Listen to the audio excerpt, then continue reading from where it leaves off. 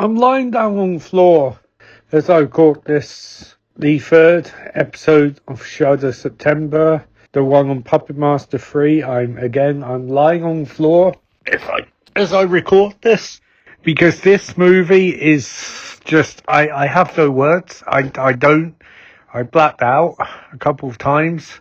This movie is ostensibly about, it's a prequel, Puppet Master and Puppet Master 2. Is about Toulon and his wife is murdered by Nazis, which I think we established in the other ones.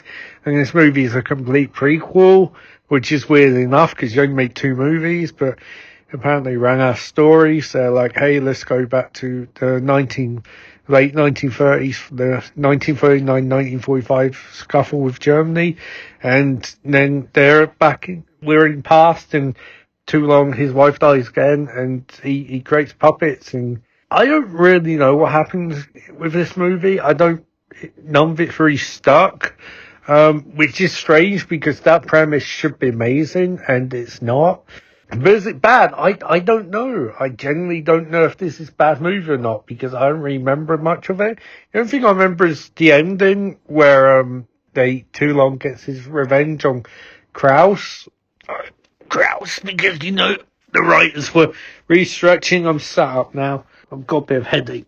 To be honest, it's, here's the thing. I don't think this is bad per se. I mean, it's not good, but it's not bad. It's low budget. But again, like the other 2, the puppet effects are awesome. They're really, really good. It's just, the movie is just not, it's just not up to much.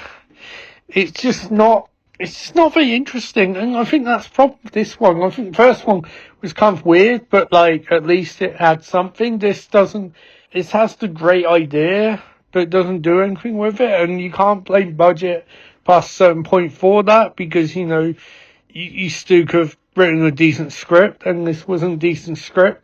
I think we're kind of spoiled for choice by movies dealing with revenge in WW2, even like more silly, even stuff like X-Men First Class, which is kind of a bit silly and a bit broad, has those amazing scenes where Magneto is hunting down Nazis, or former Nazis. And that sort of thing could have been good here, but instead we get kind of like the Nazis want puppets to fuel the war effort, and do get a lot of Nazi stuff in this movie, but just not very interesting again. I think the fundamental problem is not too long.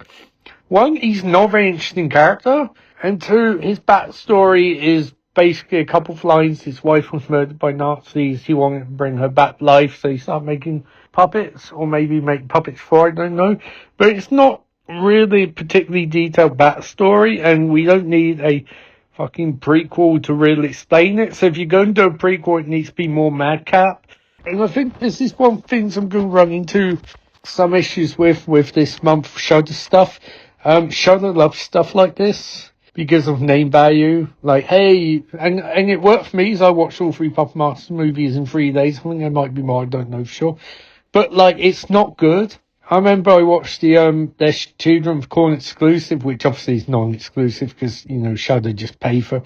They do make their own exclusive movies, but that was like, hey, we bought this and we're the first one shooting in England, which is not really exclusive anything because that's a shit movie. Really, really shit. But I think this is definitely a case of, hey, it's a recognisable IP. There's like a bunch of sequels out there we could put on our streaming app. Although it makes me wonder why they didn't pick up the other 9,000 fucking Puppet Master movies and put them on the app.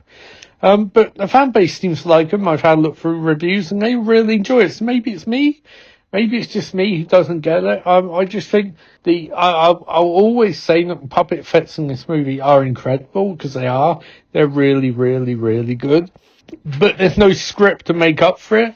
And I was watching the Return of Killer Tomatoes, or Revenge, or whatever it's called, the second one with George Clooney, and that had a witty script, and this doesn't, and I think that's frustrating because but I also think dramatically they can't fall apart because his wife dies at the start of the movie, and I know it's kind of a foregone conclusion, but they could have worked that in a bit more, had some more tension for that, and they decided not to, and I think that's fundamentally The issue is that they don't have a good script. Hey, my services are open if you ever want to have a decent script for a movie like this, because, I mean, at very least, I can write a few jokes. This movie had no fucking jokes whatsoever.